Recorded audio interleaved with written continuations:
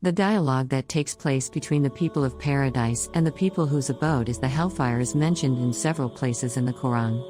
When we read and ponder over these verses, it is incumbent upon us to reflect and try to learn something from the despair of those who face the horrors of hell. We should taste their fear and learn from their mistakes. Reading about them in the Quran allows us to experience something of their pain, but it also allows us to see how easily we can avoid this destination.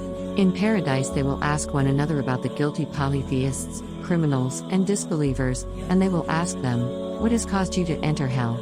They will say, "We were not of those who used to offer the prayer, nor did we feed the poor, and we used to talk falsehood to all that which God hated with vain talkers, and we used to belie the day of recompense, until there came to us the death that is certain."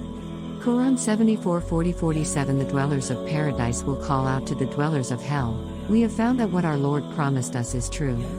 Have you found that what your Lord promised you is true? They will say, "Yes, we have." Quran 7:44. The dwellers of hell will call out to the dwellers of paradise, "Throw down some water to us, or some of what Allah has provided you with." They will say, "God has forbidden them to the disbelievers." Quran 7:50. It is clear that the suffering of those in hell is increased by them being able to see and hear the blessings bestowed upon the dwellers of paradise. Conversations the dwellers of paradise have between themselves. The words of God, in the Quran, tell us that the dwellers of paradise will ask each other about their past lives. And they will approach one another, inquiring of each other. They will say, "Aforetime we were afraid with our families of the punishment of God, but God has been gracious to us, and has saved us from the torment of the fire." Quran 52:25-27. The majority of verses describing the conversations amongst the people of paradise confirm that they will continue their righteous behavior by praising and thanking God for the blessings He has bestowed upon them. Although they had believed the promise of God to be true and thus behaved accordingly, the supreme magnificence of paradise overwhelms them with gratitude. And they will say, "All the praises and thanks be to God who has removed from us all grief.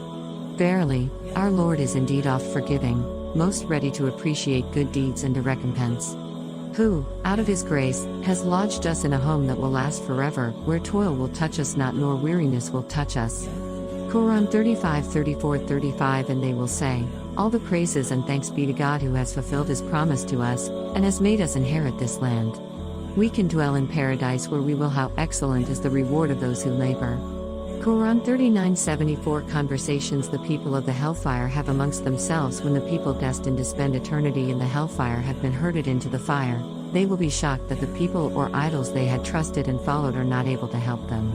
The leaders, who are called the arrogant in the Quran, admit to their weaker followers that they were themselves astray.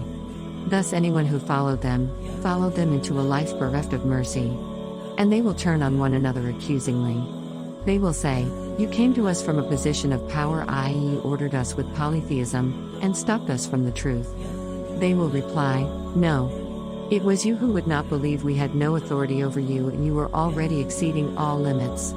Our Lord's sentence on us is just, and we must all taste the punishment. We led you astray as we ourselves were astray." Quran 37:27-32. And they all shall appear before Allah on the day of resurrection. Then the weak will say to those who were arrogant, "Verily, we were following you. Can you avail us anything against God's torment?" They will say, "Had God guided us, we would have guided you. It makes no difference to us now whether we rage, or bear these torments with patience. There is no place of refuge for us." Quran 14:21. And when the matter is decided, that is the matter of who is destined for paradise and who is destined for hell, the hellfire's most infamous, notorious occupant, Satan himself will reveal a great truth. It is a truth and scenario that God revealed to us in the Quran, but one that many people did not take seriously. That he, Satan, was a liar. Satan's promises were never going to be fulfilled, his promises were empty, and he himself believed in God. And Satan will say when the matter has been decided, "Verily, God promised you a promise of truth. And I too promised you, but I betrayed you.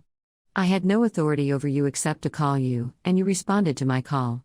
So do not blame me but blame yourselves. I cannot help you, nor can you help me. I deny your former act in associating me, Satan, as a partner with God by obeying me in the life of the world. Verily, there is a painful torment for the wrongdoers."